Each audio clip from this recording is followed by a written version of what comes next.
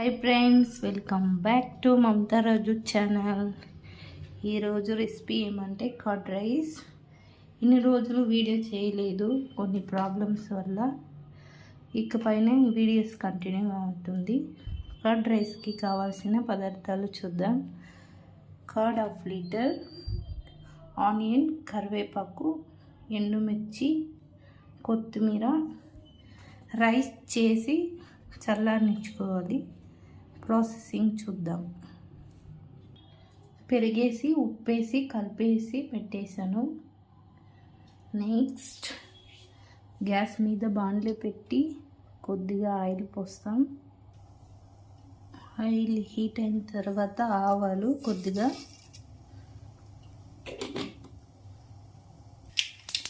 తర్వాత జీలకర్ర, శనగబ్యాళ్ళు కొద్దిగా,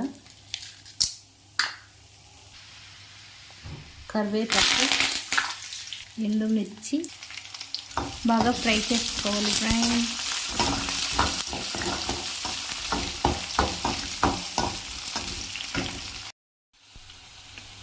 ఇందులోకి ఉప్పు కొద్దిగా వేసుకుందాం. తగినంత ఉప్పు వేసుకోవాలి. ఫ్రై అయిపోయింది, గ్యాస్ ఆఫ్ చేసేసాం. తర్వాత ఈ పెరుగు, అన్నం కలిపి సాల్ట్ వేసి పెట్టినాం కదా, అందులోకి ఇది వేసి మిక్స్ చేసుకోవాలి. కొత్తిమీర వేసి కలిపేసాను. కర్డ్ రైస్ రెడీ అయిపోయింది. చూడండి,